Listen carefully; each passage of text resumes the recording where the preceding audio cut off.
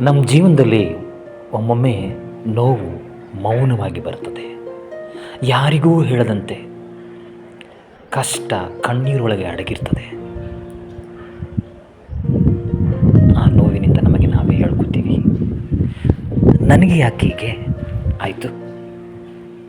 ಆದರೆ ಕೇಳು, ನೋವು ನಿಮ್ಮನ್ನು ನಾಶ ಮಾಡಲಿಕ್ಕೆ ಬಂದಿಲ್ಲ, ನಿಮ್ಮನ್ನು ಒಳ್ಳೆ ವ್ಯಕ್ತಿಯನ್ನಾಗಿ ರೂಪಿಸೋದಕ್ಕೆ ಬಂದಿದೆ. ನೋವು ಅನ್ನೋದು ಒಂದು ಉತ್ತಮ ಅವಕಾಶ.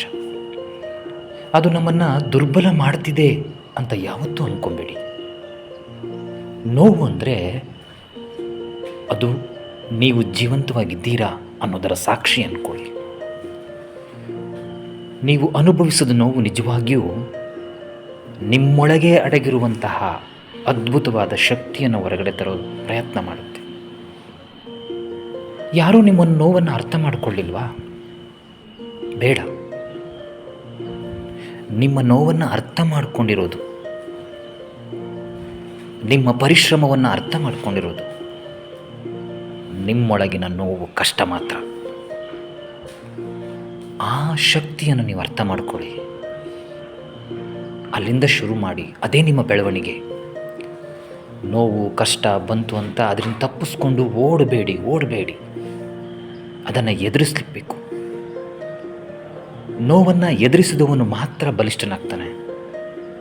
ಇವತ್ತು ನಿಮ್ಮನ್ನು ಅಳಿಸಿದ ನೋವು ನಾಳೆ ನಿಮ್ಮನ್ನು ನಿಲ್ಲಿಸಿ ಗೆಲ್ಲಿಸುವ ಶಕ್ತಿ ಆಗ್ಬೋದು.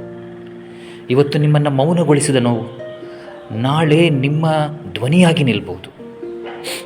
ನೀವು ಸೋತಿಲ್ಲ, ನೀವು ಅದರಿಂದ ಕಲಿತಿದ್ದೀರಾ. ನೀವು ಮತ್ತೆ ಬಲಿಷ್ಠರಾಗ್ತಿದ್ದೀರಾ. ನಿಮ್ಮ ನೋವು ನಿಮ್ಮ ಅಂತ್ಯ ಅಲ್ಲ. ನಿಮ್ಮ ನೋವು ನಿಮ್ಮ ಮುಂದಿನ ಅದ್ಭುತ ಅಧ್ಯಾಯ, ಅದರ ಆರಂಭ. ನಿಮ್ಮನ್ನು ನೋಯಿಸಿದ ಅನುಭವಗಳು ನಿಮ್ಮನ್ನು ಬಲಿಷ್ಠರನ್ನಾಗಿ ಮಾಡ್ತವೆ. ನಿಮ್ಮನ್ನು ಕುಗ್ಗಿಸಿದ ಕ್ಷಣಗಳು ನಿಮ್ಮನ್ನು ಎತ್ತರದ ದಾರಿಯಲ್ಲಿ ಕರ್ಕೊಂಡು ಹೋಗ್ತವೆ. ನೋವನ್ನು ಮರೆ ಮಾಡಿಟ್ಕೋಬೇಡಿ. ನೋವನ್ನು ದ್ವೇಷಿಸಬೇಡಿ. ನೋವನ್ನು ನಿಮ್ಮ ಶಕ್ತಿಯನ್ನಾಗಿಸ್ಕೊಳ್ಳಿ. ಬದುಕಿನಲ್ಲಿ ಕಷ್ಟ ವ್ಯಥೆಯಾಗಬಾರ್ದು.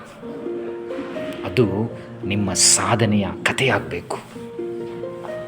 ನಮಸ್ಕಾರ.